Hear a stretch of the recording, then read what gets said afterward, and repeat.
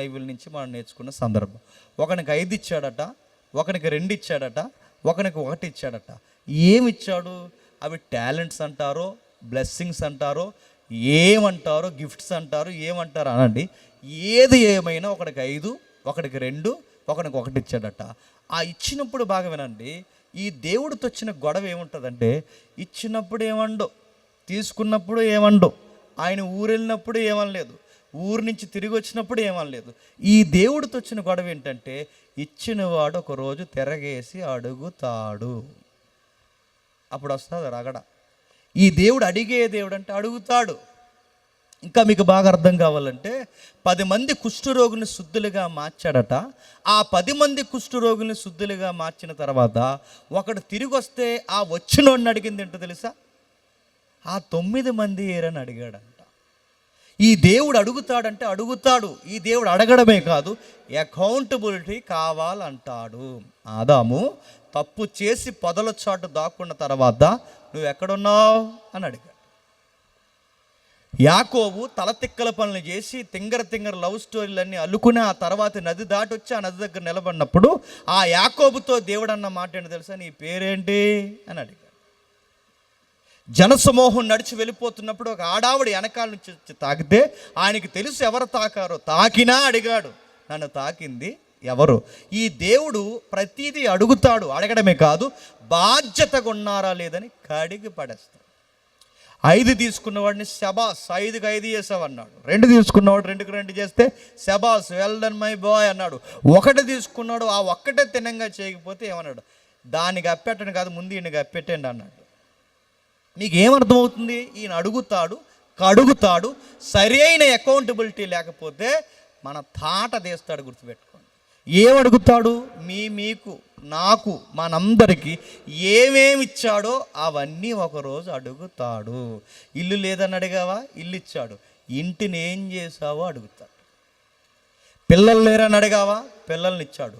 పిల్లల్ని ఏం చేస్తున్నావో అడుగుతాడు. వివాహం కాలేదని కోరావా? చక్కటి బంధాన్ని ఇచ్చాడు.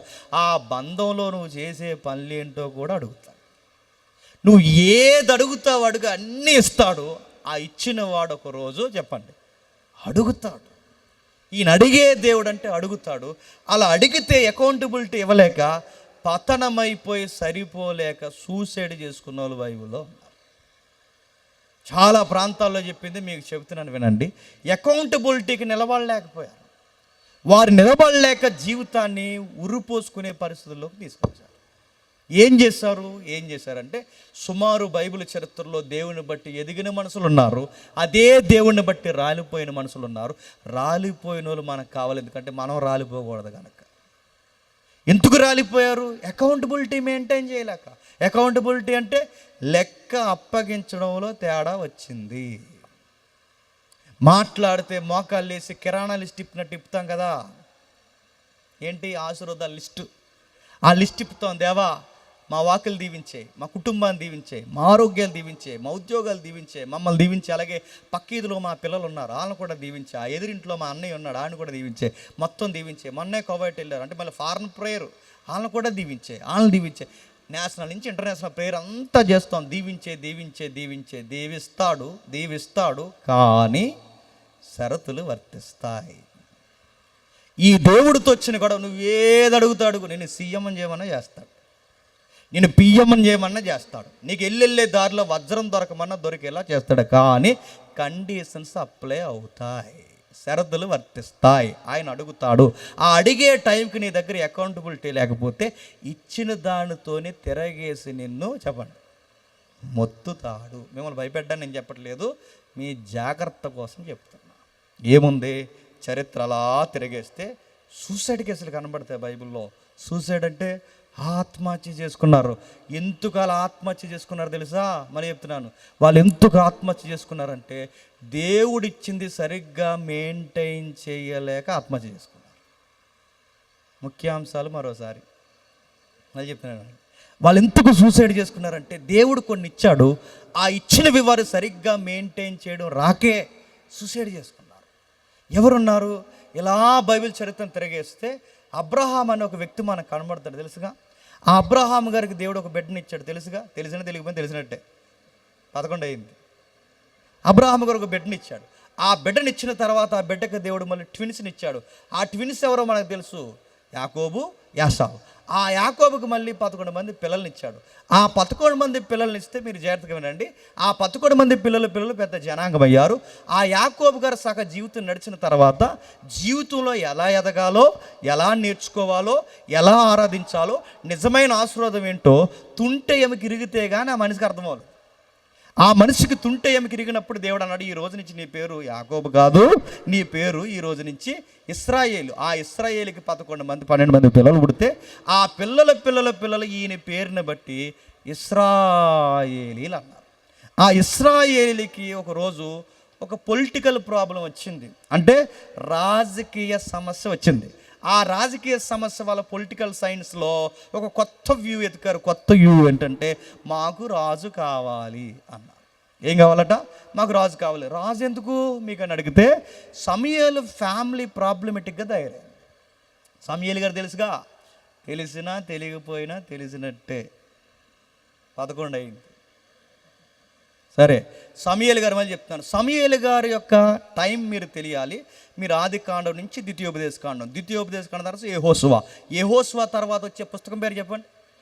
అది జడ్జెస్, న్యాయాధిపతులు. ఆ జడ్జెస్ టైంలో న్యాయాధిపతి, చివరి న్యాయాధిపతే సమూయేలు. అంటే ఇట్ ప్రాఫిట్ అండ్ జడ్జ్, ఈ రెండు వ్యవహరించాడు ఆయన. ఈ చివరి న్యాయాధిపతికి వ్యవహరిస్తున్నప్పుడు ఆయన సర్వీస్ అదిరిపోయింది. ఆయన వచ్చిన తర్వాత రివైవల్ స్టార్ట్ అయింది. ఆయన వచ్చిన తర్వాత దేశం బాగుపడింది. ఆయన వచ్చిన తర్వాత సంఘాలని, సంసారాల్ని, సమాజాన్ని ఒక్కటేంటి సమాజంలో పస్కా సంస్కరణ ఉద్యమాన్ని కూడా తీసుకొచ్చాడు. ఆయన ఉన్నంతకాలం దేశము సమాధానకరంగా భయభక్తులు కలిగి జీవించింది. ఆయన ఉండగానే రిటైర్మెంట్ అయిపోయాడు. ఆయన రిటైర్మెంట్ అయ్యే టైంకి తన కొడుకుల్ని న్యాయాధిపతులుగా నియమించాడు. ఆ కొడుకుల్ని న్యాయాధిపతులుగా నియమిస్తే పండిత గర్భాన్నట చెప్పండి సొంట్లో పుట్టారట. సమూయేలు గర్భాన సొంట్లో పుట్టారు. ఈ సొంట్లో ఏం చేశారు? సేవతో సెలగాటమాడారు. సేవతో సెలగాటమాడమే కాదు, సేవలో లంచాలు మరిగారు. ఏం చేశారు వాళ్ళు? ఏం చేశారు? నైవేద్యాలు దొంగిలించారు, దేవుని కానుకలు దొంగిలించారు, ఇంకా దేవుని బలిపీఠం మీద మంచి మాంసాన్ని తీసుకుని కాల్చుకుని తిన్నారట. అని అడుగుతున్నాను, ఈరోజు సేవను అడ్డు పెట్టుకుని బతికే వాళ్ళు ఎలా ఉన్నారో వీళ్ళందరికీ మొత్తాతలు వాళ్ళు ఎవరు? ఆ సమూయేలు కొడుకులు, ఆ ఏలీ కొడుకులు. ఆ టైంలో అంతా అలాగే గడిచింది. ఆ సమూయేలు కొడుకులు లంచాలకు మరిగి దొంగ తీర్పులు ఇస్తున్నారట. ఎలాంటి దొంగ తీర్పులు అంటే, నోరున్నవాడికో తీర్పు, డబ్బున్నవాడికో తీర్పు, అమాయకుడికో తీర్పు, అమాయకులు నలిపి పడేస్తున్నారు. దొంగ తీర్పులు ఇచ్చుకుంటూ తిరుగుతుంటే ఈ టౌన్ అంతా పాకింది. ఈ యొక్క మాటలు, అరే సమూయేలు కొడుకులు దరిద్రులు అయిపోయారా అని తిట్టుకున్నారు. సేవను పట్టుకుని కాడుగులు దొంగిలిస్తారు, సేవను పట్టుకుని డబ్బు సంపాదిస్తారు, సేవను అడ్డు పెట్టుకుని బాగుతారు. ఒక్క మాటలో చెప్పాలంటే, పదం వాడతాను ఏమనుకోకండి, సన్నాసిగాల్లా తయారయ్యారు అన్నమాట. సేవలో సన్నాసులు, మళ్ళీ చెప్తున్నాను, సేవలో సన్నాసులు. ఈ సన్నాసిగాళ్ళు ఎక్కువైపోయి సందాన్ని దొంగిలించారు, లంచాలకి మరిగారు. ఎప్పుడైతే ఇది మరిగారో ఈ మాట ఆ నోట ఈ నోట పబ్లిక్లో ఎక్కువైపోయింది. సమూయేలు కొడుకులుంటే దేశం బాగుపడదు, సమూయేలు కొడుకులు ఉన్నంతకాలం ఆధ్యాత్మిక తీవ్రత పెరగదు. ఈ సమూయేలు కొడుకుల్ని ఎలాగైనా గద్దె దించాలి. అందుకే ఒక పొలిటికల్ ఎజెండా తెర మీద తీసుకొద్దాం. మన దేశంలో ఫస్ట్ టైం పొలిటికల్ సైన్స్ని తీసుకొద్దాం. ఆ రాజకీయ శాస్త్రం ఏంటంటే, ఇరుగు పొరుగు రాజ్యాలు, దేశాలు ఎలాగైతే రాజరిక పరిపాలన జరిగిస్తున్నాయో మన దేశంలో కూడా ఒక రాజు కావాలి. ఇక్కడి నుంచి మాకు జడ్జెస్ పరిపాలన కాదు, కింగ్ వర్షిప్ కావాలి. రాజు ఆరాధన, రాజుల పరిపాలన మాకు కావాలి. మాకు ఒక రాజు కావాలన్న ఈ పాయింట్, ప్రపోజల్ ఫైల్ సమూయేలు దగ్గర తెచ్చారు. సమూయేలు ఏమన్నారంటే, మాకు రాజు కావాలంటే సమూయేలు బాధపడ్డాడు. ఎందుకు బాధపడ్డాడు? అరే దేవుడే రాజు అయి ఉండి దేవుడు మనల్ని నడిపిస్తూ ఉంటే మానవుడిని రాజు అంటారేంట్రా? ఇదే విడ్డూరమైన, మీకు ఇలాంటి విడ్డూరమైన కోరిక వచ్చింది ఏంటంటే, వాళ్ళ చెప్పక ఇండైరెక్ట్గా వాళ్ళ మౌనం వెనకాల అర్థం ఏంటంటే, నీ కొడుకులు తినంగుంటే మా నోటంట ఏ మాట రాదు. చెప్పండి, రాజు కావాలన్న మాట రాదు. నీ కొడుకులు తినంగా లేరు గనక మా నోట వస్తున్న మాట, మాకు రాజు కావాలి. రేపొద్దున్న నీ వయసు అయిపోయి నువ్వు వెళ్ళిపోతే దేశం ఏమైపోతుందో మాకు భవిష్యత్తు అర్థమవుతుంది, మాకు రాజు కావాలని అడిగారు.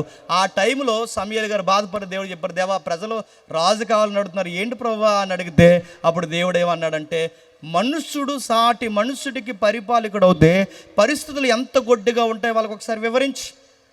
సమయాలు నీకే చెప్తున్నాను. ఒక మనిషి మరొక మనుష్యుడికి పరిపాలకుడు అవుతే మనుష్యుడు ఒక మనిషిని పరిపాలించడంలో అన్ఫిట్ మళ్ళీ చెప్తున్నాను. వాడు అన్ఫిట్. వాడు ఏం చేస్తాడంటే వాడు ఊడిగిని చేయించుకుంటాడు. ఎందుకంటే గుర్తుపెట్టుకోండి, ఒక చెడ్డ గురువు బాగా వినండి, చెడ్డ శిష్యులను తయారు చేయడు. మళ్ళీ చెప్తున్నాడు, వినండి, బాగా వినాలి. ఒక మంచి గురువు ఒక మంచి శిష్యుని తయారు చేస్తాడు.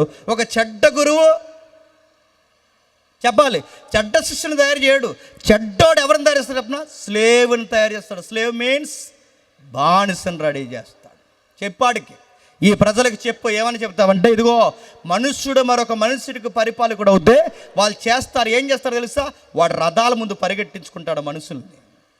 వాడికి కావాల్సిన ఊడిగం చేయించుకుంటాడు. వాడు ఇంకా చేయిస్తాడు, వాడు స్నానాలు చేయించుకుంటాడు, వాడు చెప్పులు మోయిస్తాడు, వాడు రకరకాల పనులు చేస్తాడు. ఒక మనిషి మరొక మనిషికి పరిపాలకుడు అయితే వాడు తాటి మనుషుల్ని బానిసలుగా మార్చుకుంటాడు. మీ పిల్లలు వాడు ఊడిగం చేయడం తప్ప దేనికి పనికిరారు. రాజుల పరిపాలన వలన దేశానికి ఒరిగేది ఏమీ లేదు. రాజుల పరిపాలన వద్దని చెప్పని ప్రజలకు అర్థమయ్యే ఈ సబ్జెక్ట్ చెప్పవయ్యా అంటే మొత్తం సబ్జెక్ట్ విన్నాక పబ్లిక్ అన్నారంట, మాకు రాజే కావాలన్నారు. మొత్తం విన్న తర్వాత మాకు రాజే కావాలి, మేము ఉడిగిన చేయడానికి పుట్టామన్నారట. ఇటు చూసారా, ఈ రోజుల్లో మరి దరిద్రం అలవాట్లు ఎలా వచ్చినాయో తెలియదు కానీ సేవకులకు కూడా సర్వెంట్లు ఉంటున్నారా? నేను అడుగుతున్నాను. ఈరోజు మీరు చూసేలో పెద్ద సేవకులు నేను చూస్తున్నాను. నేను అడుగుతున్నాను, మీకు బాడీ గార్డులు దేనికి? మీకు దేనికి బాడీ గార్డులు అడుగుతున్నా? దేనికి బాడీ గార్డులు? నీ బాడీకి ప్రమాదం సల్మాన్ ఖాన్ నువ్వు అడుగుతున్నాను. దేనికి బాడీ? పోతావు సేవలు అడుగుతాను. నీకు దేనికి బాడీ గార్డు? ఊడిగం చేసి సౌలు గడి చేయించి పనులన్నీ ఇలాంటివి ఉంటాయండి. ఇలాంటి పనులు ఇది నడుతుంది. ఈ పరిపాలన దేవుడు అసలు ఇష్టపడ్డు, అసలు దేవుడు కోరుకోడు. ఎక్కడ పడతాడు చూడు, తప్పకుండా నడుతుంది. ఎవడో అడ్డులేడు, మీరే అడ్డు. ఈ బాడీ గార్డులు అడవాడు చేస్తారుగా, మీరు చూస్తున్నారు లేదా? ఈ సినిమా ఇండస్ట్రీలోనే అలాగే గడిచింది, ఈ పొలిటికల్ వార్లో అలాగే గడిచింది. నడుతున్నాడు. సేవా జీవితంలోకి ఎందుకు ఇది వస్తుంది?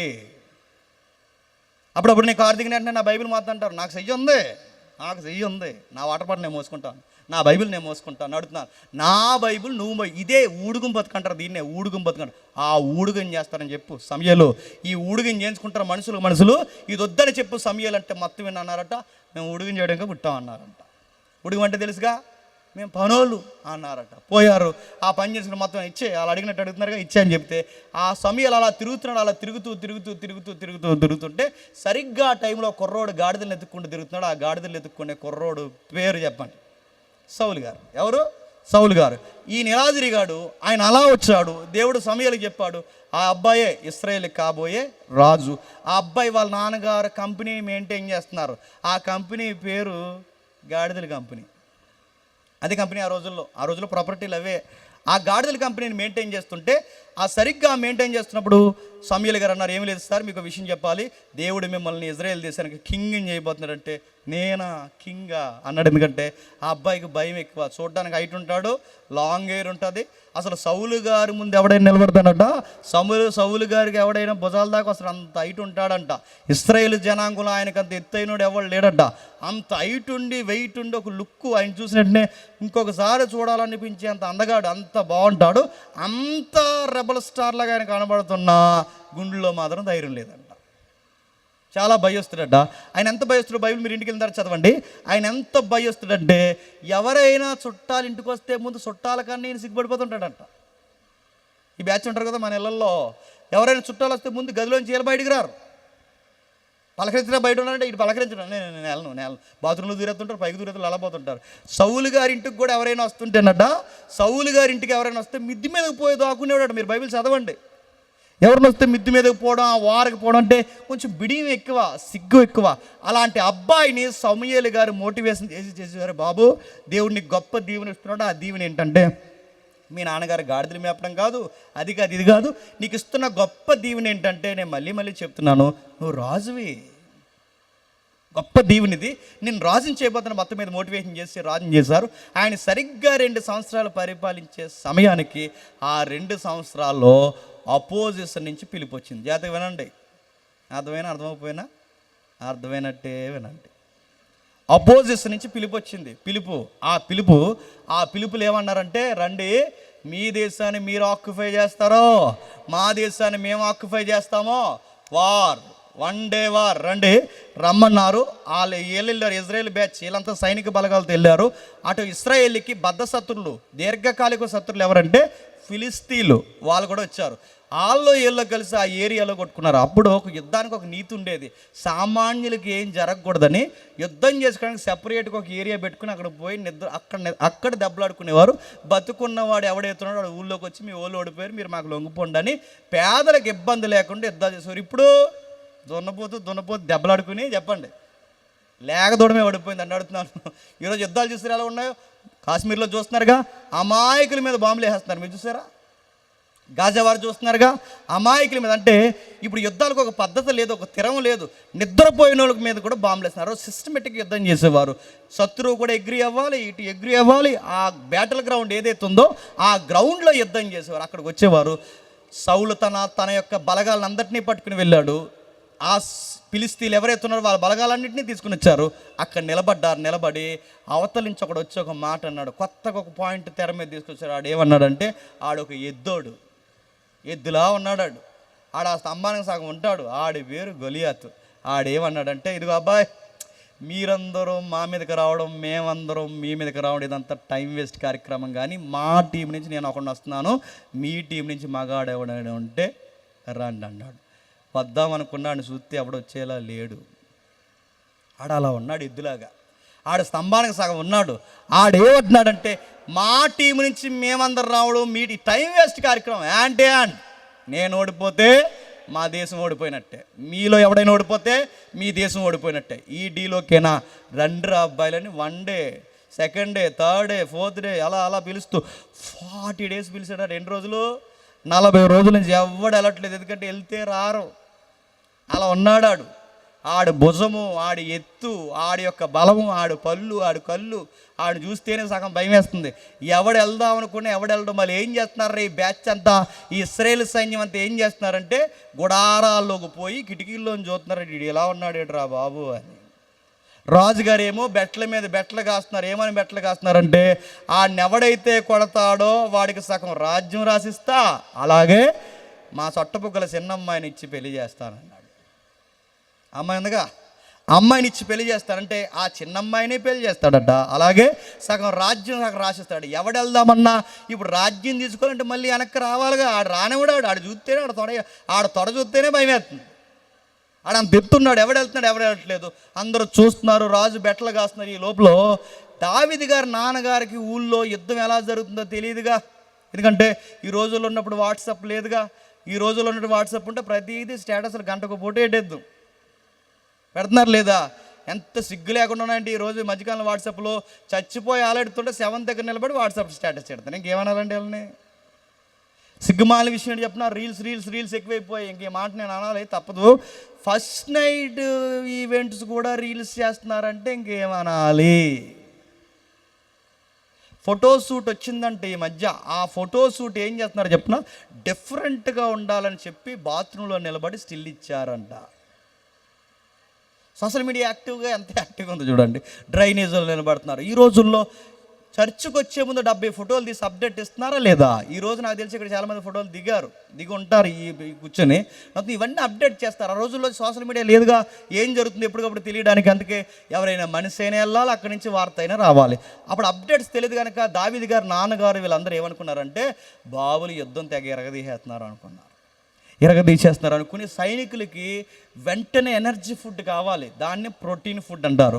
ఆ ప్రోటీన్ ఫుడ్కి వాళ్ళ నాన్నగారు, దావీదు గారు నాన్నగారు ఏం చేశారంటే, జున్నగడ్డలు ఎక్సెట్రా మంచి త్వరగా ఎనర్జీ ఫుడ్ ఏదైతే ఉందో క్యారేజీలో పెట్టి ఈ బాబుకి ఇచ్చి, ఎవరు చిన్న కుర్రోడు 16 ఏళ్ళ కుర్రోడు, ఆ కుర్రోడికి ఇచ్చి, అన్నయ్యలు అక్కడ యుద్ధంలో ఎరగదీసేస్తున్నారు బాబు, వీళ్ళు ఎనర్జీ తగ్గిపోయి ఉంటుంది, బాబులకి ఇచ్చేసిరా అంటే, మరి వీళ్ళకేం తెలుస్తుంది అక్కడ ఏం ఎరగదీస్తలేదు, గుడారంలో దాగున్నాడు, కిటికీలో చూస్తున్నాను, వాళ్ళకేం తెలుసు?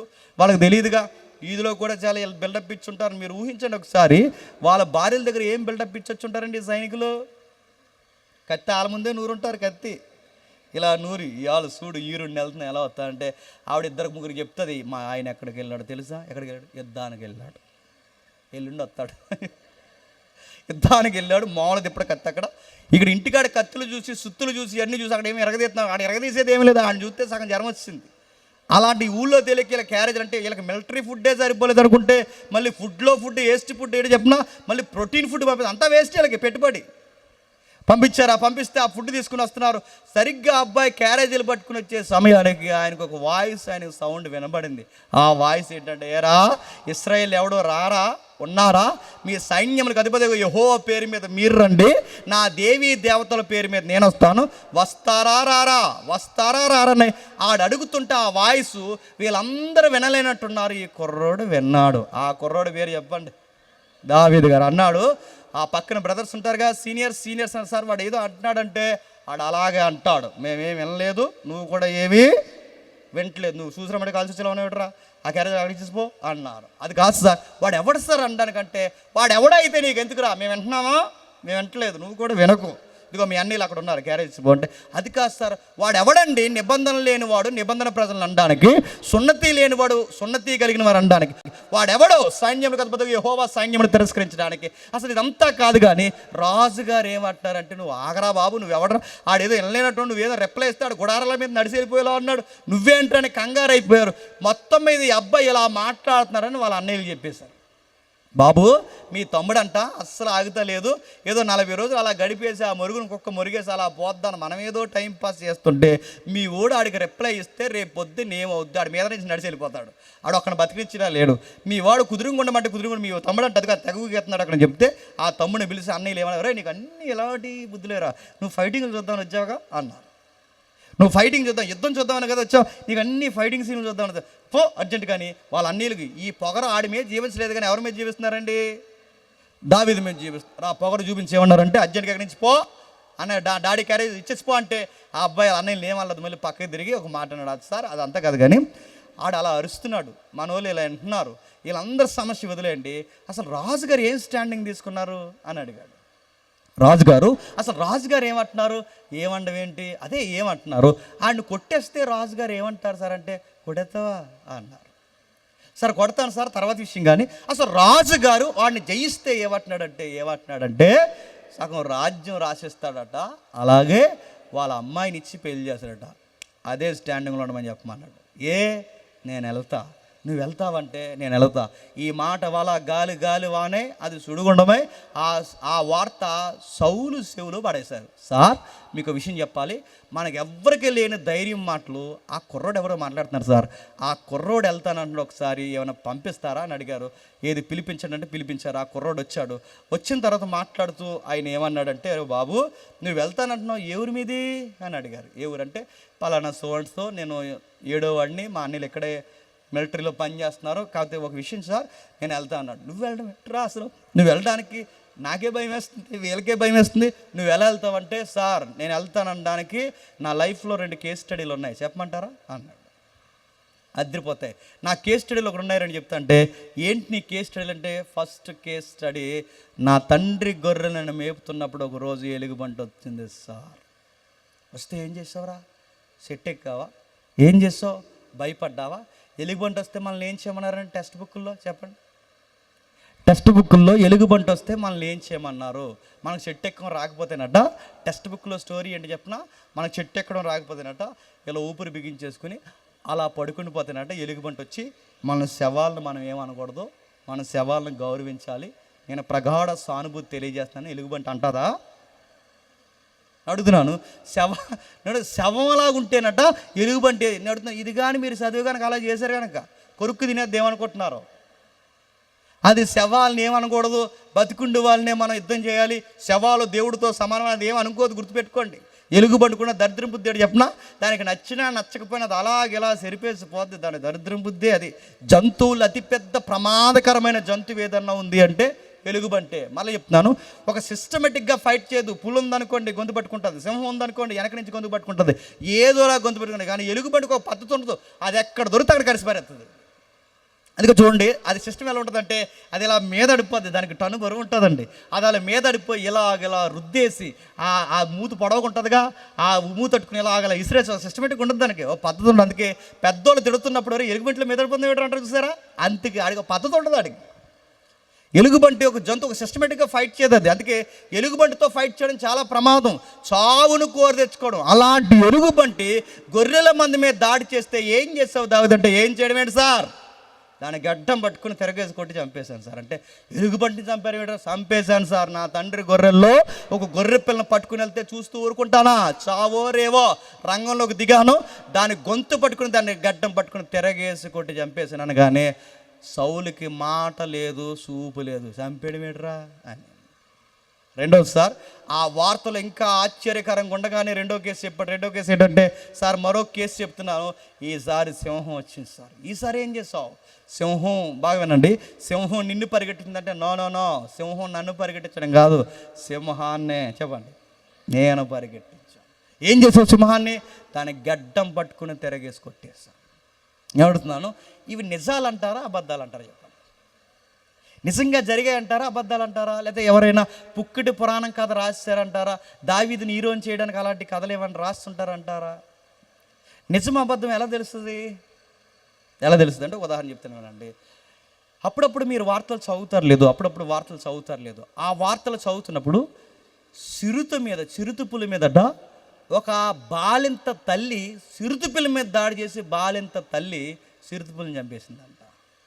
అదేంటి, చిరుతుపుల్ని ఒక స్త్రీ చంపేయడం ఏంటి, ఎలా చంపేసిందంటే, తన బిడ్డను ఒక మృగం వచ్చి ఎత్తుకెళ్ళిపోతుంటే తన బిడ్డ మీద ఉన్న ప్రేమతో ఆ తల్లి ఏం చేసింది తెలుసా, చిరుతని చంపేసింది. ఇది మీకు అర్థమైతే, దావీదు గొర్రెల్ని గొర్రెల్లా చూడ్డట చెప్పండి, బిడ్డల్లా చూస్తాడట. అందుకే మంచి కాపరి గొర్రెల్ని చెప్పండి పేర్లు పెట్టి పిలుస్తాడు, స్నేహితురాల్లో పిలుస్తాడు. మంచి గొర్రెల కాపరి గొర్రెలు ఆ యజమానుడి స్వరం విన్నట్టునే పరిగెట్టుకొస్తాయి. అంటే వాటిని గొర్రెల్లాగా వ్యాపారంలా చూడ్డు, తన కుటుంబ సభ్యుల్లా చూస్తాడు. అలాంటి కుటుంబంలో ఉన్న ఒక బిడ్డని మృగం వచ్చి ఎత్తుకెళ్ళిపోతే చెప్పండి చూస్తూ ఊరుకుంటాడా, లెగిసి ఎగేసి పడి దాని గడ్డం పట్టుకుని కిందేసి కొట్టి చంపేశాడు. ఈ రెండు కేసులు విన్న తర్వాత సౌలుకి అర్థమైపోయింది, వీడు మామూలుడు కాదు, సింహాన్నే కొట్టాడు, ఎలుగుబంటినే కొట్టాడు, వీటినే కొట్టిన వాడిని గొలియాతుని కొట్టడం పెద్ద లెక్క ఏమీ కాదు. ఎల్రా బాబు, నా బుల్లెట్ ప్రూఫ్ జాకెట్లన్నీ బిడ్డకేయండి అన్నారు. ఆ బుల్లెట్ ప్రూఫ్ జాకెట్లన్నీ ఆయనకి వేశారు. సైజులు తేడా వచ్చినాయి. ఎందుకు, అబ్బాయి ఏమో ఎంత ఉంటాడు, సౌలు ఏమో ఎంత ఉంటాడు, ఆయన జాకెట్లు ఈయన సరిపోతాయా, సరిపోవు. అందుకే సరే ఇదంతా మనకు పని అవుతుంది, కానీ న్యాచురల్గా నాకు ఫైట్ చేయడం ఎలా ఇష్టమో అలాగే ఫైట్ చేస్తాను. మీరు ఏమనుకోకపోతే నన్ను న్యాచురల్గా ఫ్రీడమ్గా వదిలేయండి. వెళ్ళాడు, 5 రాళ్ళు ఏరుకున్నాడు. ఆ ఏరుకున్నవాడు గిర్రా గిర్రా తిప్పి ఆ తిప్పుతుండగా ఆడు అక్కడి నుంచి డైలాగ్ వేస్తున్నాడు, నువ్వు నా మీదకి వస్తున్నావా అన్నాడు. ఎస్ నేను వస్తున్నా, ఇజ్రాయేల్ తరపున వస్తున్న వారియర్ ఎవరు ఉన్నాడంటే నేనే వస్తున్నాను అనగానే, అరే కనీసం యుద్ధ నీతి పాటించరా, కనీసం నీ కత్తి లేదు సుత్తి లేదు ఏమీ లేకుండా కర్రెట్టుకు వచ్చేస్తున్నావేంటరా, కుక్కను అనుకున్నావంటే, అనుకోవడం ఏంటి కుక్కవే అన్నాడు. నీ దేవతల పేరు మీద నువ్వురా, నా సైన్యం అధిపతి యెహోవా పేరు మీద నేను వస్తా. ఇది ఇజ్రాయేలుకి ఫిలిస్తీన్లకి యుద్ధం కాదు, ఇది గొలియాతుకి దావీదుకి యుద్ధం కాదు, ఇది మీ రాజుకి నా రాజుకి యుద్ధం కాదు. ఈ వార్ ఏంటో తెలుసా, దిస్ ఈజ్ డివోషనల్ వార్. ఈ యుద్ధం తర్వాత ఇశ్రాయేలు దేవుడే దేవుడని ఆకాశానికి భూమికి వినబడేలా ప్రూవ్ చేస్తారా, నా దేవుడు పేరు మీద వస్తున్నాను. కానీ ఈ డైలాగ్ కాడికి పిచ్చొచ్చేసింది ఎవడికి, గొలియాతు కాడికి. రా అంటే రా, నీ దేవతల పేరు మీద నువ్వు రా, నా దేవుడి పేరు మీద నేను వస్తా అంటే వెళ్ళాడు. ఎలుతూ ఆడ అంటున్నాడు, దావీదో నీకో మాట చెప్తున్నా, నీ శరీరాన్ని ముక్కలుగా నరికి నీ శరీరాన్ని ఆకాశ పక్షులకి భూజంతులకి ఎగరవేస్తానంటే దావీదు కూడా రివర్స్ చెప్పాడు, ఏం తిక్కకుండా ఏమన్నాడు తెలుసా, నీ శరీరాన్ని కూడా ముక్కలుగా నరికి ఆకాశ పక్షులకి భూజంతులకి ఎగరవేస్తాను, నిన్ను కూడా నరికి పడేస్తాను అని అడుగుతున్నాను. మనం పక్కన లేవు కానీ మనకు డౌట్ వస్తుంది. ఆ డౌట్ ఏంటి చెప్పినా, దావీదు చేతిలో కత్తి ఉందా, లేదు. దావీదు చేతిలో ఏమైనా ఆయుధం ఉందా, లేదు. దావీదు చేతిలో ఏమీ లేకపోతే నేను అడుగుతున్నాను, దావీదు ఎలా నరుగుతాడు, ఎలా నరుగుతాడు తెలుసా, దావీదు పక్కన లేవు కానీ దావీదు పక్కన ఉంటాడు. సార్ మీరు కత్తి లేకుండా ఆడిని ఎలా నరుగుతాడంటే ఒక పాస్టర్ గారు భలే అన్నారు, ఏమన్నాడు తెలుసా, ఇదిగో ఆడి కత్తే నాకు వద్ద అవుద్ది, వెయిట్ అండ్ సీ, చూడు కత్తి ఎలా అవుద్ది. వెళ్ళాడు గిర్ర తిప్పి కొట్టాడు, ఆ కొట్టినాడు ముందుకు పడి ఆడి కత్తి తీసి వాడి తల నరికి ఆ తలని చేత్తో పట్టుకుని ఈ కత్తి ఇలా పట్టుకుని ఆ రక్తం మీద పడుతున్నప్పుడు అలా టౌన్లోకి దావీదు వస్తున్నప్పుడు పిక్చర్ ఎలా ఉంటుందో ఒకసారి ఊహించుకోండి. అర్థమైపోయినా అర్థమైనట్టే. 11:30 అయింది. మళ్ళీ చెప్తున్నాను, దావీదు బాగా వినాలి. దావీదు రక్తం మీద పడిపోయి గొలియాతు గడ తల ఈ చేత్తో పట్టుకుని కత్తెలా పట్టుకుని అటు సైన్యం ఇటు సైన్యం అటువైపు రాజు ఇలా టౌన్లోకి వస్తున్నప్పుడు పబ్లిక్ ఫ్యాన్స్ అయిపోయారు. ఎవరికి, దావీదుకి ఫ్యాన్స్ అయిపోవడం కాదు, ఫ్యాన్స్తో వచ్చిన ప్రమాదం ఏంటో చెప్పనా, వాళ్ళు పొగుడుతారు. పొగడమే కాదు, పాటలు రాస్తారు. ఆ పాటల్లో ఒక పాట రాశారు. ఆ పాట ఇలా రాశారు: దావీదుకు 10,000 సౌలుకి 1000. దావీదుకు 10,000 సౌలుకి 1000 అని. మరి ఆ ట్యూన్ ఏంటో నాకు తెలియదు, కానీ మొత్తం మీద 10,000 1000 అని పాడితే ఈ పాట పైపొచ్చి లేడీసే పాడారు. అదే ప్రాబ్లం అక్కడ. ఆ పాడినోళ్ళు పాడి దావీదుకు 10,000 సౌలుకి 1000 కానీ ఈ పొగడ్తల పాట విన్న సిర్రెత్తిపోయింది. ఎవరికి చెప్పండి? సౌలుకి ఏంటి, కుర్రాడికి 10,000, కింగ్కి 1000. పాడినోళ్ళని పాడించిన వాళ్ళ సంగతి చూద్దామని ఒక లుక్ వేస్తాడు. బాగా వినండి. ఎందుకు చెప్తున్నాను, అక్కడి నుంచి పరిగెట్టించాడు. ఒక ఆలోచన 2 ఇయర్స్లో మైండ్ మారిపోయింది. చూడండి, రాజు అవ్వయ్య అంటే భయపడిపోయిన మనిషి, పరిపాలకుడు అంటే లోపల పోయి దాక్కున్న మనిషి, సిగ్గుతో బిడియంతో చనిపోయి సౌలు 2 సంవత్సరాలు ఇక్కడికి వచ్చిన పిచ్చి ఏంటి చెప్పనా, అధికారం పిచ్చి పట్టింది. అధికారం పిచ్చి పట్టి, ఎంత అధికారం అంటే దేశం గౌరవం, కిరీటం గౌరవం, సింహాసనం గౌరవం కాపాడి ప్రజల ప్రాణాలు కాపాడిన దావీదునే తీసేయాలనుకున్నాడు. పరిగెట్టించాడు. ఎంత దూరం పరిగెట్టించాడంటే దావీదు దొరికితే ముక్కలుగా నరికేద్దాం అంత కసి పెట్టుకున్నాడు. ఎందుకంటే వీడు ఇలాగే ఉంటే వీడికి పబ్లిక్లో ఫ్యాన్స్ పెరిగిపోతారు, ఇలాగే ఉంటే పబ్లిక్లో నేమ్ ఫేమ్ పెరిగిపోద్ది, ఇలాగే ఉంటే పబ్లిక్ ఫాలోయింగ్ పెరిగిపోతారు. రేపు పొద్దున్న నేను బతుకుండగానే నాకు ముందేగానే రాజు అయిపోతాడు. ఎవరు? దావీదు. రేపు పొద్దున్న నా కొడుకులు రాజులు కారు, మామూలుగా ఉండిపోతారని అసూయతో దావీదుని చంపుదామని పరిగెట్టించాడు. ఈ ఉరుకుల పరుగుల మధ్య సరిగ్గా ఒక రోజు సౌలు గారు ఏం చేశారంటే సంకాని వర్తకునికి వెళ్ళాడు గృహలోనికి. సంకాని వర్తకుని అంటే 1990 తర్వాత అంట తెలుగు ఇంగ్లీష్ రాళ్ళు పుట్టారంట. మనమే తెలుగే అది. సంకాని వర్తకని అంటే సీరియస్గా చూడకండి. సంకాని వర్తకని అంటే తెలుగు అర్థం లేదు, ఇప్పుడు ఇంగ్లీష్ అర్థం చూడండి. వాష్రూమ్కి వెళ్ళాడు. అర్థమైందా? ఇది అర్థమవుద్ది. అందుకే తెలుగు ఇంగ్లీష్ రాళ్ళు పుట్టాం. ఓ పెద్దమ్మ అందంట, ఏవే పెద్దమ్మ, ఎక్కడికి వెళ్తున్నావు పెద్దమ్మ అంటే అద్దరిపోయి మన కోనసీమ పెద్దమ్మే అందంట. ఎక్కడికి వెళ్తున్నావు పెద్దమ్మ అంటే డబల్ కాట్ మంచం కొనడానికి వెళ్తున్నాం అందంట. డబల్ కాట్ మంచం అనకూడదు పెద్దమ్మ, డబల్ కాట్ అంటేనే మంచం. నువ్వేమంటున్నావు? డబల్ కాట్ మంచం కొనడానికి వెళ్తా అంటే డబల్ కాట్ అంటేనే మంచం, మళ్ళీ ఏమంటుంది? డబల్ కాట్ మంచం అంటుంది అంటే ఏమనాలి? అందుకే 2 కలిపేసిన బ్యాచ్ పుట్టాం మనం. సంఘాని వర్తకిని అంటే వాష్రూమ్కి వెళ్ళిందంట. ఆ రోజుల్లో రాజులు ఈ ఆడపిల్లలు వేసుకుంటారా వీటిని టాప్స్ ఉన్నాయి చూసారా, ఈ టాప్ వేసుకున్నట్టుంటే ఆ రోజుల్లో రాజుల డ్రెస్సులు కింద లెగ్గిన్ వేసుకుని టాప్ వేసుకున్నట్టు ఆ టైపు ఆ రోజులు వాళ్ళ కిరీటాలు. వీళ్ళ వాష్రూమ్కి వెళ్ళినప్పుడు ఆ పై టాపుని వెనకాల కట్ చేశాడు దావీదు గారు ఆ గృహలో ఉన్నప్పుడు. ఎందుకంటే ఆయన వాష్రూమ్కి వెళ్ళాడుగా, వెనకాల కట్ చేశాడు. అదే గృహలో దావీదు ఉన్నాడన్న సంగతి సౌలు గారికి తెలియదు. ఆ కట్ చేసి దూరాన్ని నిలబడి, తండ్రి సమానులు రాజుగారు మీకు విషయం చెప్పాలి, మిమ్మల్ని చంపేయాలంటే నిమిషాల్లో పని. ఎందుకో చెప్పిన, మీ వెనకాల మీరు క్లాత్ చెక్ చేసుకోండి. మీ వెనకాల వస్త్రం నేను కట్ చేశాను, మీ వస్త్రం కట్ చేసేంత దగ్గరగా నేను వచ్చానంటే మీ పేక్ కట్ చేయడం నాకు లెక్కేమీ కాదు. నేను ఎందుకు ఏమంటలేదంటే మీరెంతైనా సీనియర్స్, అభిషేకింపబడిన వారు, ఎంతో కొంత దేవునికి కావలసిన వారు. మిమ్మల్ని లేపేయాలంటే 2 నిమిషాల పని. కానీ నేను ఎందుకు ఏమంటలేదంటే నాకన్నా ముందు దేవుని చేత పిలువబడిన వారు, నా మీద కొడుకు సమాన్ని, పురుగు లాంటి వాడిని, పనికి రాని వాడిని, దావీదునైనా నా మీద ఎంత పగబెట్టుకున్నారేంటి, ఎందుకు మీరు ఇలా బిహేవ్ చేస్తున్నారంటే అప్పటికప్పుడే బాగుంటాడు, అప్పటికప్పుడే బాగోడు, అప్పటికప్పుడే నా కుమారుడు అంటాడు, అప్పటికప్పుడే చంపేస్తానంటాడు. రకరకాల మెంటల్ బ్యాచ్లో తయారయ్యాడు. ఎవరు? సౌలు. ఆ మెంటల్ టైంలో మళ్ళీ ఫిలిస్తీన్లు పిలుపునిచ్చారు. ఏమని పిలిపించారంటే ఈసారి మళ్ళీ యుద్ధం, ఈసారి సైనికులు కొట్టుకోవాలంటే ఆ వద్దన్న యుద్ధానికి తగునమ్మా అని వెళ్ళిపోయాడు. ఎవరు? సౌలు గారు. ఎందుకు చెప్తున్నాను రెఫరెన్స్ చేద్దాం, ఎందుకు చెప్తాను వినండి. ఆ లోపలికి వెళ్ళిన తర్వాత, ఆ లోపలికి వెళ్ళాక ఇప్పుడు అక్కడి నుంచి ఒక పనికిమాలినోడు బాణం వేస్తే ఆ బాణం ఇలాగెలా తిరిగి సౌలు గారి గుండెల్లో గుచ్చుకుంది. ఆయనకు అర్థమైంది నాకు ఇదే లాస్ట్ డే అని. అయినా ఆ శత్రువు బాణానికి నేను చనిపోవడం ఏంటి, నాకు నేనే చనిపోవాలి, వీరమరణం పొందాలని పక్కనున్న బాడీ గార్డ్ని పిలిచేయమన్నాడంటే, రే నీ ఈటు కొన తీసి నన్ను పొడి చేసి చంపేరా, నేను వీరమరణం పొందుతానంటే వాడన్నాడు అసలు నా పేరే బాడీ గార్డ్, నా పేరే దేహ సంరక్షణ అధిపతి. మీ దేహాన్ని కాపాడడానికి ఉన్నాను, మీ బాడీని కాపాడడానికి. అలాంటిది మీ బాడీనే పొడవమంటే నా నీ విధి నిర్వహణకి వ్యతిరేకమైన పని నేను చెయ్యలేను, కాబట్టి నన్ను దయచేసి ఈ పని చేయమనకండి అంటే ఇలా ఈటు అని చెప్పి ఆ ఈటు ఇలా తిప్పుకుని ఆ ఈటు కొన మీద పడిపోయి చచ్చిపోయాను. ఇప్పుడు జాగ్రత్తగా వినండి, ప్రశ్న అడుగుతున్నాను. సౌలు గారు ఇలా చనిపోకుండా ఉండాలి అంటే యుద్ధానికి వెళ్ళకూడదు. ఈయన యుద్ధానికి వెళ్ళకూడదంటే దావీదు మీద పగ ఉండకూడదు. దావీదు మీద పగ ఉండకూడదంటే అసలు ఈ మనిషి రాజు అవ్వకూడదు. ఈ మనిషి రాజు అవ్వకూడదంటే వాళ్ళ నాన్నగారి గాడిదల్ని కాసుకోవాలి. అదంతా అలా జరగాలంటే సౌలు అనే వ్యక్తి ఈ వ్యక్తిని దీవించకూడదు. ఇదంతా జరగకుండా ఉంటే ఆ మనిషి ఏం చేస్తాడంటే అందరిలాగే పెళ్లి చేసుకుని అందరిలాగే పిల్లల్ని కానీ భార్యడి కాలం బతికేవాడు.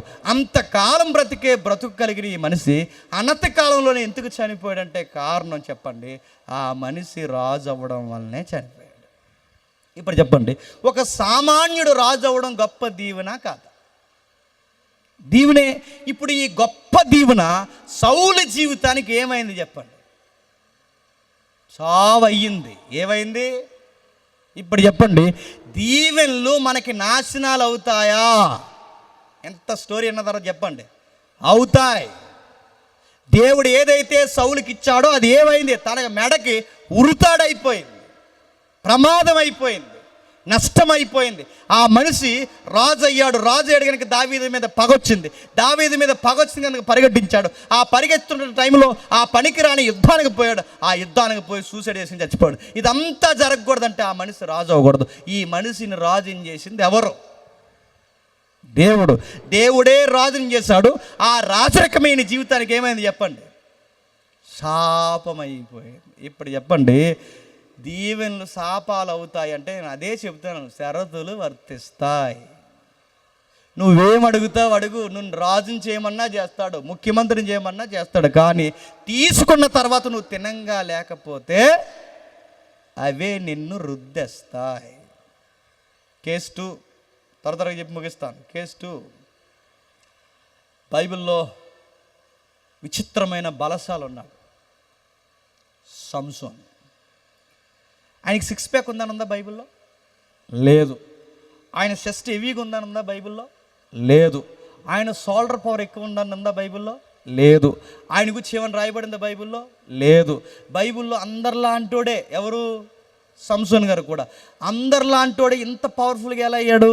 దేవుడు ఒక బ్లెస్సింగ్ ఇచ్చాడు. ఆ బ్లెస్సింగ్ ఏంటంటే పరిశుద్ధాత్మ అతని మీదకి రావడమే గొప్ప దీవెన. పరిశుద్ధాత్మ అతని మీదకి రావడమే గొప్ప దీవెన. కానీ ఏమైంది? అబ్బాయికి చాలా ఫాలోయింగ్ పెరిగిపోయిందట. ఆ ఫాలోయింగ్ పెరిగినప్పుడు ఆ సంసోన్ గారు చేసిన పని ఏంటంటే, మరి ఇశ్రాయేలు ఎవరో స్త్రీలు లేరు అనుకున్నాడు ఏంటో నాకు తెలియదు, కానీ పోయి ఆ అమ్మాయిని ప్రేమించాడు. ఎవరిని? ఫిలిస్తీన్ల అమ్మాయిని.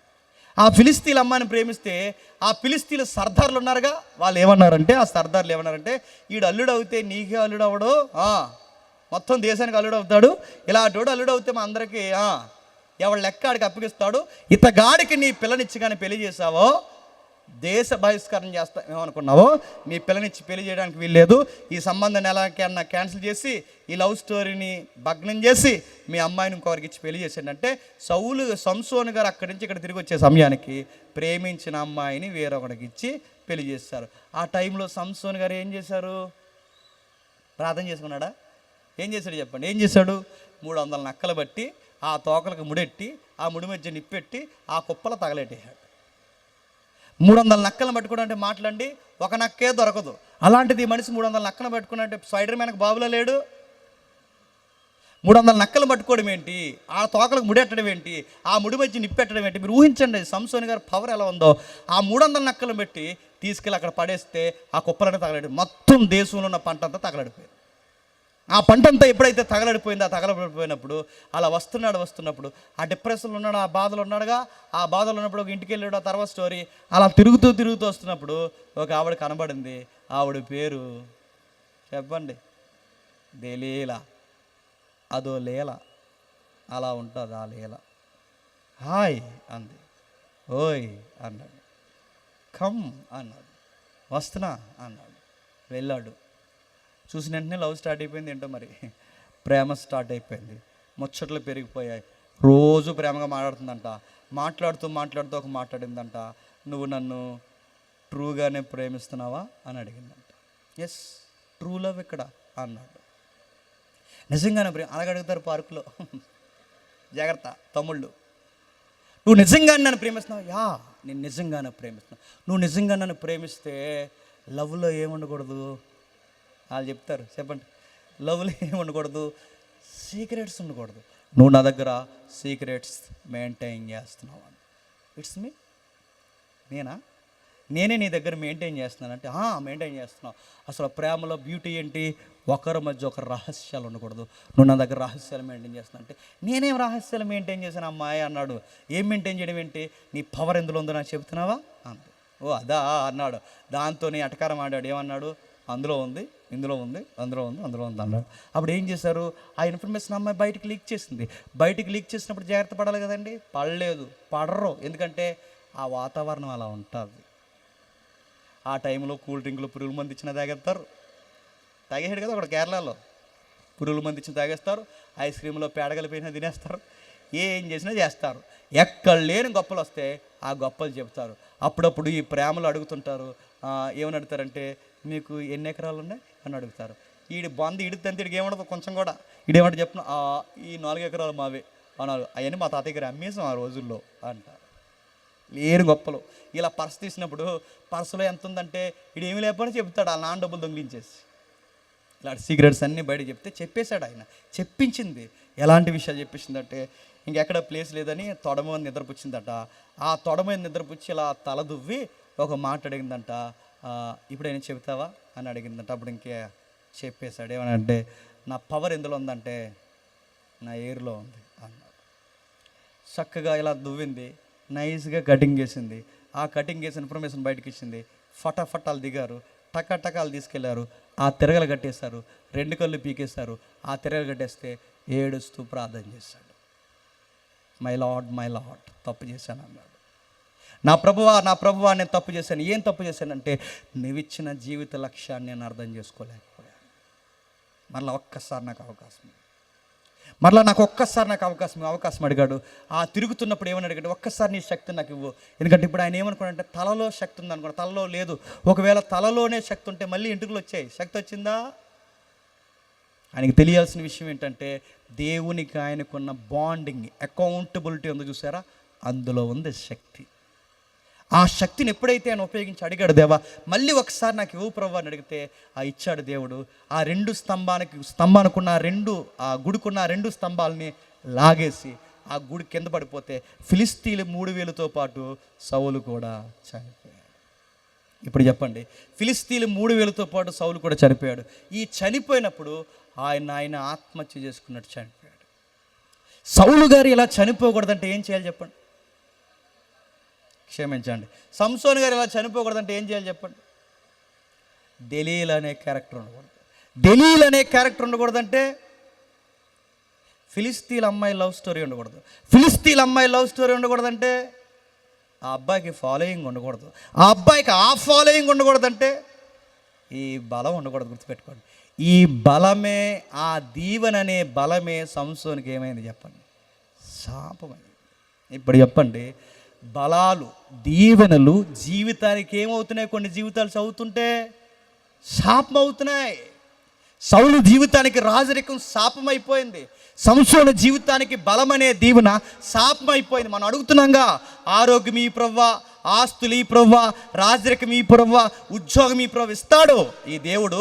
నువ్వు రొట్టెని అడిగితే రాతినిచ్చే దేవుడు కాదు, అంతకన్నా ఎక్కువ ఇస్తాడు. కానీ నిలబెట్టుకోవడం చేత కావాలి. నిలబెట్టుకోవడం చేత కాకపోతే ఏమవుద్ది?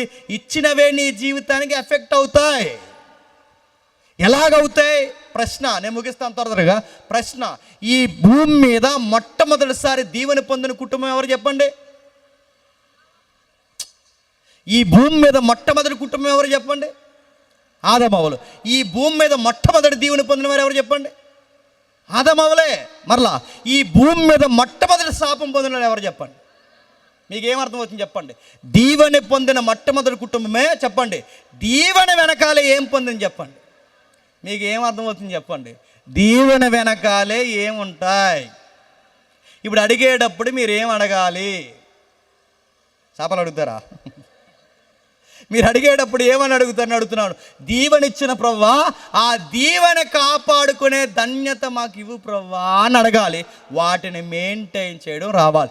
చెయ్యకపోతే ఏమైంది? ఫస్ట్ ఫ్యామిలీని అడగండి. ఇప్పుడు రండి ముగిద్దాం ఒకసారి. ఆదికాండం మొదటి అధ్యాయం 28వ వచనం. ఆదికాండం మొదటి అధ్యాయం 28వ వచనం. దేవుడు వారిని ఆశీర్వదించెను, ఎట్లనగా మీరు ఫలించి అభివృద్ధి పొంది విస్తరించి భూమిని నిండించి దానిని లోబరుచుకొనిడి, సముద్రపు చేపలను ఆకాశ పక్షులను భూమి మీద ప్రాకు ప్రతి జీవిని ఏలుడని దేవుడు వారితో చెప్పెను. దేవుడు ఆ వచనం యొక్క సంగతిని ఒక్కసారి డీల్ చేయండి. దేవుడు వారిని ఆశీర్వదించిన, భూమి మీద మొట్టమొదటి ఆశీర్వాదం పొందిన కుటుంబం చెప్పండి, ఆదామవల కుటుంబం. భూమి మీద మొట్టమొదటి శాపం పొందిన కుటుంబం ఆదామవల కుటుంబం. ఇప్పుడు బాగానండి, శాపం ఎందుకు వచ్చింది? దీవెని నిలబెట్టుకోలేకపోయారు కనుక. మోకాలు లేస్తే కిరాణా లిస్ట్ తిప్పుతాం చెప్పండి. ఆ కిరాణా లిస్ట్ ఏంటి చెప్పండి? మా బిడ్డలను దీవించే, మా పిల్లల్ని దీవించే, మా కొడుకులను దీవించే, మా చుట్టాలను దీవించే, వాళ్ళని దీవించే, మా ఉద్యోగం దీవిస్తాడులే, అన్నీ దీవిస్తాడు. కానీ నువ్వు నిలబెట్టుకుంటున్నావా? నాకు ఇల్లు ప్రవ్వా, నాకు బలం ఈ ప్రవ్వా, నాకు ఆరోగ్యం ఇవ్వరు, ఇస్తాడులే, నువ్వెన్ని అడుగుతూ అన్ని ఇస్తాడు. కానీ వాటిని నిలబెట్టుకుంటున్నావా? దేవుడు వారిని ఆశీర్వదించాడు, ఆకాశ పక్షుల్ని భూజంతువుల్ని. ఫలించండి, అభివృద్ధి పొందండి, విస్తరించండి, భూమిని నిండించండి. ఫలించండి, అభివృద్ధి పొందండి, విస్తరించండి అంటే, ఫలించి అభివృద్ధి పొంది విస్తరించడం అంటే, మిమ్మల్ని అడుగుతున్నాను, సంతూరు మమ్మీలా చూడకండి చెప్పండి. ఫలించి అభివృద్ధి పొంది విస్తరించడం అంటే, ఇక్కడ ఒక ద్రాక్ష గుత్తి, ఇక్కడ ఒక ద్రాక్ష గుత్తి అవ్వమని ఖాయమనా? కాదు. ఫలించి అభివృద్ధి పొందడం అంటే అవ్వమ్మ బిడ్డలను కనమని. అవ్వమ్మకి ఇచ్చిన దీవెన ఏంటో తెలుసా? నువ్వు బిడ్డలను కనడమే గొప్ప దీవెన. ఇప్పుడు బాగా వినాలి, నువ్వు బిడ్డలను కనడమే గొప్ప దీవెన. మగాడికి ఇచ్చిన దీవెన ఏంటంటే ఆకాశ పక్షుల్ని భూజంతువుల్ని మెయింటైన్ చేయాలి. అడాప్ట్ ది డిపార్ట్మెంట్గా పురుషుడు మ్యాన్హుడ్ వ్యవహరించాలి. నువ్వు పరిపాలకుడిగా ఉండాలి, నీ భార్య ఫలించు ద్రాక్షవల్లిలా ఉండాలి. ఈవిడ బిడ్డలను కనడమే గొప్ప దీవెన, నువ్వు పరిపాలించి కుటుంబాన్ని పోషించడమే గొప్ప దీవెన. అంటే నీకు బాధ్యత ఉంది, నీకు బాధ్యత ఉంది. అంటే దీవెన వెనకాల దేవుడు ఏం పెడుతున్నాడు చెప్పండి? ఒక బాధ్యత. నిన్ను దీవించాను, ఫలించి అభివృద్ధి పొంది విస్తరించి భూమిని నిండించండి అన్నాడు. ఇప్పుడు ఆ దీవెనలో అవ్వమ్మకి ఏముంది చెప్పండి? బాధ్యత. ఏం బాధ్యత? బిడ్డలను కానీ ఆ బిడ్డలను దేవునికి సాక్షార్థంగా పెంచడమే బాధ్యతతో కూడిన దీవెన. ఇప్పుడు చెప్పండి, దీవెన అంటే ఇక తీసుకుని గాలికి తిరగమని కాదు. దీవెన అంటే ఏంటో తెలుసా? ఆ దీవెన తీసుకున్న తర్వాత బాధ్యతగా ఉండడమే దీవెన. ఉందా ఈవిడ? ఆయన ఉన్నాడా? ఏం చేశారు? వద్దన్న చెడు దగ్గర పోయి కింద నుంచి పైకి చూశారంట. కింద నుంచి పైకి చూడడమే తప్పు, అక్కడికి వెళ్ళడమే తప్పు. ఆ చూసిన వాళ్ళు కుదురంగా ఉండగా ఆవిడ తిన్నాదట, ఆవిడ కుదురంగా ఉండగా ఆయనకి ఇచ్చిందంట. ఆ ఇచ్చినప్పుడు ఈయన అడగాలిగా, ఏంటమ్మా ఏం పనులు ఇవి నాకు ఇస్తున్నావు? దేవుడు అక్కడికి వెళ్ళొద్దనే అన్నాడు, చూడొద్దనే అన్నాడు, అలాంటి తినడమే తప్పు, మళ్ళీ నాకు ఇస్తున్నావు అడగాలిగా. ఈయన అడగడం. ఎందుకు అడగ చెప్పనా? ఆవిడ చూస్తేనే పద్యాలు వచ్చేస్తాయి ఈయనకి. నా ఎముకలో ఎముక చెప్పండి, నా మాంసంలో మాంసమా, పద్యాలే పద్యాలు. ఆవిడ చూస్తే ఇంకేమాడు, ఆవిడ ఏమి ఇచ్చినా తినేస్తాడు. ఆ చెట్టు మొదలు తినేమని తినేస్తాడు. ఇప్పుడు అడగలేదు, అడగలేదు. ఆయన అడగకుండా తినేసాడు. ఎవరు ఆయన? ఎవరో కదా, మన నాన్న, మన అయ్య వెళ్ళి తినేసాడు. ఆ తినేసిన వాళ్ళకి ఏమైందో దీవెన కాస్త, మీరు ఆ వచనం గుర్తుపెట్టుకోండి, మొదట 28 వచనం. ఆ దీవెన ఎలా ట్రాన్స్ఫార్మ్ అయిందో ఒకసారి చూడండి. 3వ అధ్యాయం 16వ వచనం నేను చదువుతాను చూడండి. 3వ అధ్యాయం 16వ వచనం. స్త్రీతో నీ లైఫ్లో నువ్వు బాధ్యత మర్చిపోయావు గనక ప్రయాస వస్తుంది, వేదన వస్తుంది, వేదనతో పిల్లల కంటావు, వాంఛ కలుగుతుంది, మీ ఆయన నిన్ను ఏల్తాడు అన్న. ఇప్పుడు చెప్పండి, దీవెన ఏమైంది? శాపమైంది. ఏది శాపమైంది? ఏ బిడ్డలైతే నువ్వు ఫలించి అభివృద్ధి పొంది విస్తరించాలని దీవెనగా ఇచ్చాడో ఆ బిడ్డలే ఏమైపోయారు? బిడ్డ గర్భంలో పడినప్పుడు వేదన, బిడ్డ ఎదగకపోతే వేదన, బిడ్డ అడ్డం తిరిగితే వేదన, ఆ పుట్టినోడు మాట వినకపోతే వేదన, వాడు కలిసి రాకపోతే వేదన, వాడు ఏదోలా పెంచిన తర్వాత పెద్దోడిని చేస్తే ఆడికి పెళ్లి చేస్తే ఆడి కోడలతో కలిసిపోయి నీ గుప్పడి మెతుకులు పెట్టడానికి ఆడు ఏడ్చినప్పుడు వేదన, చివరికి నీకు బిడ్డల వల్ల మిగిలేది వేదన. అవ్వమ్మకి దేవుడు చెప్పాడు, ఏ బిడ్డలు నీకు దీవెనో ఆ బిడ్డల వల్లే నీకు కడుపు కోత. ఎలా కోత? పెద్దోడు అంతకుడయ్యాడు, చిన్నోడు హత్యకు గురయ్యాడు. అవ్వమ్మకి ఏం మిగిలింది? ప్రయాసతో కూడిన వేదన మిగిలింది. దీవెన ఏమైపోయిందో చూడండి. దీవెన ఏమైపోయిందంటే ఏ బిడ్డలు దీవెనకరంగా ఉండాలి, ఇప్పుడు ఆ బిడ్డలు ఏమైపోయారు? ఒకడు అంతకుడు అయ్యాడు, మరొకడు హత్యకు గురయ్యాడు. అవ్వమ్మ చెప్పుకోలేకపోయింది ఎవడికి. ఎందుకు ఎలా అయింది? తన కుటుంబం అలా పతనం అవడానికి కారణం ఏంటో తెలుసా? దేవుడు నీకు ఒక భర్తనిచ్చి, పిల్లల్నిచ్చి, నీ కుటుంబాన్ని ఇచ్చి బాధ్యతగా ఉండమా అంటే దేవుడికి వ్యతిరేకమైన పని చేసి ఆ దీవెనలతోనే ఎటకారాలు ఆడితే ఆ దీవెన ఏమైంది చెప్పండి? ప్రమాదం అయిపోయి కూర్చుంది. రెండవది వాంఛ అన్నాడు. వాంఛ అంటే చెప్పండి, వాంఛ అంటే చెప్పితే 10 నిమిషాలు వదిలేస్తాను, చెప్పకపోయినా 10 నిమిషాలు వదిలేస్తాను. చెప్పండి. వాంఛ అంటే కోరిక. మీ డిక్షనరీ అర్థాలు చెప్పకండి. వాంఛ అంటే కోరిక, కోరిక అంటే డిజైర్. అయ్యొద్దు. వాంఛ అంటే ఏంటి చెప్పనా? కంట్రోల్లో పెట్టుకోవడం అంట. బైబిల్ డిక్షనరీ కంట్రోల్లో పెట్టుకోవడం అంటే, ఈ కయ్యేరు గారి దగ్గర దేవుడు ఒక పదం వాడతాడు. ఏమంటాడంటే, నువ్వు సత్క్రియ చేస్తే తలెత్తుకుంటావు, నువ్వు సత్క్రియ చేయకపోతే వాకిట పాపం పొంచి ఉంటుంది, అది నిన్ను ఎలా మృంగాలని చూస్తుంది, నువ్వు దాన్ని ఏలాలనుకుంటా. అంటే అక్కడ వాడుతున్న పదం ఏంటి తెలుసా? గ్రిప్లోకి తీసుకునే ఆ పద్ధతిని వాంఛ అనే పదం వాడారు బైబిల్. అంటే మన కోరిక కాదు, గ్రిప్పులో పెట్టుకోవాలి. గ్రిప్పులో పెట్టుకోవాలనే పదం ఉంది చూసారా? ఇప్పుడు బాగా వినండి. తన భర్త ఎడల వాంఛ అంటే అవ్వమ్మకి ఏమొచ్చింది చెప్పండి? మా ఆయన నా చెప్పు చేతల్లో ఉండాలనుకుంటాదంట. ఉంటాడా? ఆడుండడు కాక ఉండడు. ప్రతి భార్య ఏమనుకుంటుంది చెప్పండి? మా ఆయన నా మాట వినాలి. ఆడ అందరి మాట వింటాడు కానీ చెప్పండి, నీ మాట వింటాడు. ప్రపంచంలో భర్తలకి లోకుగా దొరికేది ఎవరు చెప్పండి? ఏయ్ నువ్వు వచ్చాక మా కొంపెలా తయారైంది, చంపు పెడతారు ఇక మనడు అంటాడంట.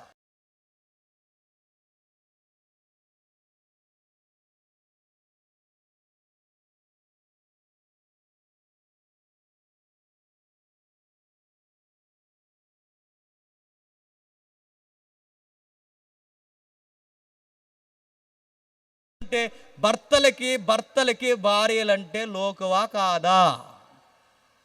దేవుడు అదే చెప్పాడు. నీ భర్తని గ్రిప్పులో పెట్టుకోవాలనుకుంటావు, అతగాడు ఏమనుకుంటాడు కింద అంటున్నాడు, అతడు నిన్ను ఏలతాడు. అంటే నువ్వేమో అతని మాట వినాలనుకుంటావు, అతడేమో నిన్ను ఏలనుకుంటావు. సంసారం అంటే ఏంటి చెప్పినా? సంసారం మీరు ఫేస్బుక్లో చూసి నేను చెప్తున్నాను వినండి. సంసారం ఆవిడ అంటుందంట, ఏమండి నీ మాట నేను వినాలంటే నన్ను ప్రేమించండి అందంట. ఆడనండి, ఏయ్ నువ్వు నా మాటను ఎలా ప్రేమిస్తాను చూడు అన్నట్ట. ఈవిడ మాట ఎంతో చెప్పండి, ఆడ ప్రేమించడు. ఎప్పుడు కానీ నీకు కాపురం బాగుపడుతుంది చెప్పండి. ఇదే సంసారంలో జరిగేది. ఇది ఎక్కడి నుంచి స్టార్ట్ అయింది? ఇప్పుడు ఫేస్బుక్లో కొత్తగా రాలేదు. ఇది ఏదైనా తోటలో నుంచే స్టార్ట్ అయింది. ఆవిడేమో ఆయన కంట్రోల్లో ఉండాలని, ఆవిడేమో ఆయన ఎలాగైనా తన కంట్రోల్లో ఉండాలనుకుంటుందట, ఈయనేమో తను ఎలాగైనా చెప్పు చేతలో పెట్టుకోవాలనుకుంటారట. ఇలా ఉండరు కనుక క్రొత్త నిబంధనకు వచ్చేసరికి దేవుడు ఏమన్నాడు తెలుసా? మోమాటం లేకుండా చెప్పాడు, నువ్వు లోబడాలి, నువ్వు ప్రేమించాలి, నువ్వు లోబడాలి. అంటే ఏదేను తోటలో తెగిపోయిన దానికి దేవుడు మళ్ళీ ఎఫెసీ పత్రికలో ఆన్సర్ చేస్తాడు. అంటే ఎఫెసీ పత్రికలో రాయబడిన మాటలు ఎక్కడుండాలో తెలుసా? ఏదేను తోట దగ్గర. అంటే ఆదికాండం 2వ అధ్యాయం నుంచి రాయబడాలి. అక్కడ తప్పు చేశారని మళ్ళీ విషయం ఎక్కడ రాయబడింది? ఏబిసి పత్రిక వచ్చిందంటే ఈ మధ్యకాలం అంతా సంసారంలో జరిగేది చెప్పిన ఒకరికి ఒకరు పోట్లాడుకుంటారు. ఈ సంసారం ఇలా అయిపోవడానికి కారణం ఏంటి చెప్పండి? దీవెన నిలబెట్టుకోలేక. నేను ముగించేస్తున్నాను. అవ్వకి ఎలా జరిగింది? ఆదాముకి ఏం జరిగింది? కింద చెప్తున్నాడు 17వ వచనంలో, ఆదాముతో నీ భార్య మాట విని తినవద్దని నేను ఆజ్ఞాపించిన వృక్షఫలం తింటివి గనక నీ నిమిత్తము నేల శపింపడి ఉంది, ప్రయాసతో నువ్వు బ్రతుకు దినములన్నీ పంట తింటావు. 19వ వచనంలో, నువ్వు నేలకు తిరిగి చేరు వరకు నీ ముఖము చెమట కార్చి ఆహారం తిందు అనగా నువ్వు నేల నుండి తీయబడతావు కనుక నువ్వు మన్నే గనక తిరిగి మన్నైపోతావు. అంటే దాని అర్థం ఏంటి చెప్పండి? ఏం చెప్తున్నాడు చెప్పండి? చివరికి ఒక మగాడికి మిగిలేది ఏంటో తెలుసా? కష్టపడతావు, దాస్తావు, భార్య, పిల్లలు, అకౌంట్స్, అది ఇది అన్నీ చెప్పుకుంటావు. ఒక మగాడు చివరికి సాధించేది ఏంటంటే ఆడి మట్టే గనక మట్టే అయిపోతాడు. ఒక మగాడు చివరికి సాధించేది దాస్తున్నాను అనుకుంటాడు. వీడు దాచిన తర్వాత రేపు పొద్దున్న వీడు దాచింది పట్టుకెళ్ళి ఈ శరీరానికి ఆఫర్లు వస్తాయిగా, షుగర్లు, బీపీలు, అల్సర్లు, తినదరకపోవడం, కళ్ళు కనబడడం, పిప్పుల బాధ, అరికాల మంటలు, ఇవన్నీ ఆఫర్లు వస్తాయి మనకి. ఇప్పుడు ఈ దాచిన డబ్బంతా పట్టుకెళ్ళి హాస్పిటల్కి పెట్టుబడి పెడతాం. చివరికి మగాడు సాధించేది చెప్పిన శ్మశాన వాటికి తప్ప ఏమీ సాధించాడు. ఇప్పుడు చెప్పండి, గుప్పడి మెతుకులు ఏడుస్తున్నాం, నీడకి ఏడుస్తున్నాం, బతుకు ఏడుస్తున్నాం, ఆరోగ్యం లేక ఏడుస్తున్నాం, బిడ్డల మాట వెనక్కి ఏడుస్తున్నాం. ఇన్ని గొడ్డ పరిస్థితులు ఈరోజు సమాజంలోకి ఎందుకు వచ్చాయంటే తీసుకున్న దీవుని నిలబెట్టుకోవడం చేతకాక వస్తున్నాయి ఇవన్నీ. ఇప్పుడు నేను ముగిస్తున్నాను. ఒకనికి 5 ఇచ్చాడు, ఒకనికి 2 ఇచ్చాడు, ఒకనికి 1 ఇచ్చాడు. 5ని జాగ్రత్తగా కాపాడిన వాడికి ఇంకా ఇచ్చాడు. 2ని 2 చేసి కాపాడిన వాడికి ఇంకా ఇచ్చాడు. 1ని తీసుకెళ్ళి సోమరోళ్ళ కప్పెట్టిన దేవుడు ఏమన్నాడు, ముందు ఈయన కప్పెట్టండి అన్నాడు. మీకేమర్థమైంది? నువ్వు ఇల్లు అడుగుతావా, తీసుకో, ఇల్లు ఇస్తాడు. ఆ ఇల్లు తీసుకున్న తర్వాత నువ్వు ప్రార్థన ఎగ్గొట్టి ఇంట్లో టీవీ ఎదురుగా పెట్టి కుర్చీలో కుర్చీ వేసి ఆ కుర్చీ మీద కాళ్ళు ఎట్టి నువ్వు తైతక్కలాడుతూ సుఖం అరిగితే ఆ ఇల్లు ఇచ్చిన వాడు ఆ ఇల్లుని నిన్ను ఎక్కడ కూర్చోబెట్టాలో ఒకరోజు జడ్జిమెంట్ రెడీ చేస్తాడు. గుర్తుపెట్టుకో. నీకు ఇల్లు లేదా, ఇల్లు ఇస్తాడు. పిల్లలు లేరా, పిల్లల్ని అడిగిస్తాడు. ఆ పిల్లలు ఇచ్చిన తర్వాత ఆ పిల్లలనే వంకబెట్టి నువ్వు చచ్చి మానేస్తే నీ పిల్లల సంగతి నీ సంగతి కూడా చూస్తాడు. ఈయనకి ఇవ్వడం తెలుసు, చెప్పండి. మాట వినకపోతే చెప్పండి తీసుకోవడం కూడా తెలుసు. నువ్వు ఇల్లు ఇస్తావు, ఇల్లు ఇస్తాడు. నువ్వు ఇల్లు అడుగుతావు, ఇల్లు ఇస్తాడు. పిల్లలు అడుగుతాడు, పిల్లలు ఇస్తాడు. ఉద్యోగమా, ఇస్తాడు. ఆ ఉద్యోగం తీసుకున్న నువ్వు చచ్చెగ్గొట్టి తీసుకున్న శాలరీతో దుర్మార్గమైన పోరంపోక పార్టీలు పెట్టుకుని తిరిగితే అదే పార్టీ చేసుకుని నువ్వు రోడ్డు మీద వస్తున్న సమయానికి ఎదురుగుంటే ఒక లారీ కూడా పంపిస్తాడు. గుర్తుపెట్టుకో. ఎలా పోయాడండి ఈడంటే ఆ ఉద్యోగానికి వెళ్ళడం వల్లే పోయాడండి. ఉద్యోగానికి వెళితే ఏమైందండి, జీతం తీసుకుని తాగుబోతు పార్టీలు పెట్టుకున్నాడండి. ఆ పార్టీలో వస్తున్న లారీ పోయిందండి మీద నుంచి. ఇప్పుడు చెప్పండి, ఆడు అలా పోకూడదంటే ఆడు ఉద్యోగానికి వెళ్ళకూడదు. ఆడు ఉద్యోగానికి వెళ్ళకపోతే లారీ పోదు. ఇప్పుడు ఆ ఉద్యోగం ఇచ్చింది ఎవరు? దేవుడే.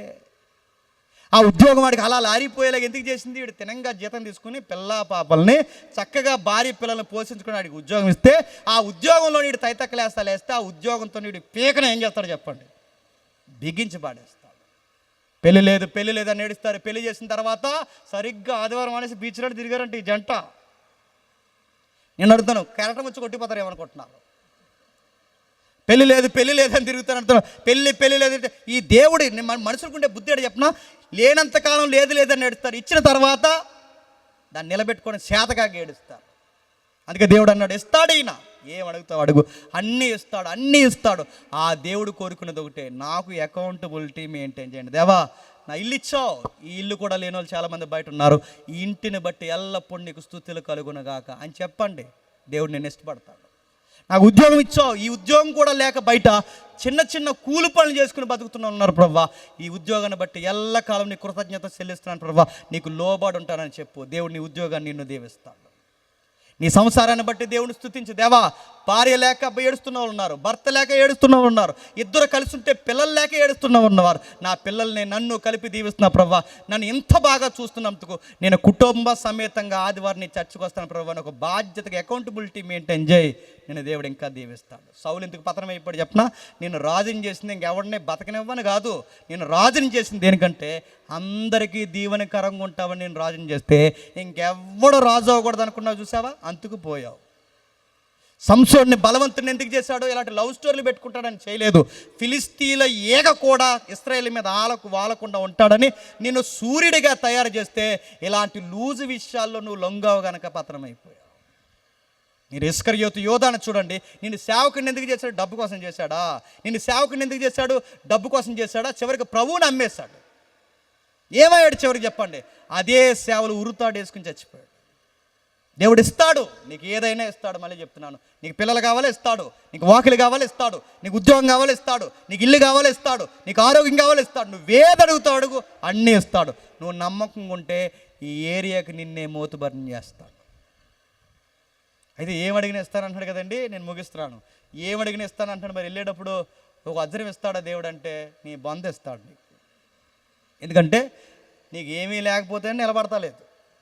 నీకు వజ్రం ఇస్తే కోనసీమ నమ్మేస్తావు ముందు నువ్వు. చాలామంది అనుకుంటారు ముఖ్యమంత్రిని చేస్తాడు. చేస్తాడు. నీకు పంచాయతీ సీట్ ఇస్తే నిలబడవు. నీకు పంచాయతీ ప్రెసిడెంట్ ఇస్తే నేను అలాంటిది నీ కోనసీమలో అధికారం చేస్తే. అందుకే కొన్ని దేవుడు మనకి ఏమి ఇవ్వాలో అవే ఇస్తాడు. మనకి మెయింటైన్ చేయడం రాదు. కొన్ని ఏమి ఇవ్వాలో అవే ఇస్తాడు.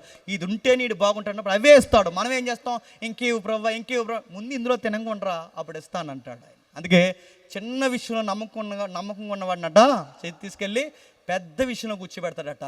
ఇదంతా కాదండి, దేవుడు ఏమిస్తాడు మీరు నన్ను అడిగితే, నా ప్రార్థన ఎలా ఉంటుందో మీకు చెప్తున్నాను వినండి. దేవా, నాకు ఏమిస్తావో నాకు తెలియదు, కానీ నాకు మాత్రం ఒకటి ఇచ్చావు, నీ కుమారుని ప్రాణాన్ని నాకు ఇచ్చావు, అది చాలు. నీకు నాకు పాపాలు అడ్డొస్తున్నాయని నీ సుతుని రక్తాన్ని నాకు అనుగ్రహించావు, అది చాలు. ఈ త్యాగం ముందు నాకు ఇల్లు ఎక్కువ కాదు, నాకు వాకులు ఎక్కువ కాదు, ఇవేమి ఎక్కువ కాదు. నా కొరకు దైవం చనిపోయింది, ఇంతకన్నా ఇంకేం కావాలి నాకేమిచ్చావు? ఏమిచ్చావు ప్రభు అంటే ప్రాణం ఇచ్చావు. ఈ ఇచ్చిన వరాన్ని నన్ను ఏం చేయమన్నావు? నమ్మకంగా జీవించమన్నావు. నమ్మకంగా ఉంటాను ప్రభు. నా రక్తం జీవించడానికి రక్తాన్ని కార్చావు, నా శరీరాన్ని జీవింపజేయడానికి శరీరాన్ని ఇచ్చావు, నా ప్రాణంతో ఉండడానికి నాకు ప్రాణాన్ని ఇచ్చావు. అందుకే ఈ జీవితం బ్రతుకున్నంతకాలం నేను క్రీస్తుకి దాసుడిని.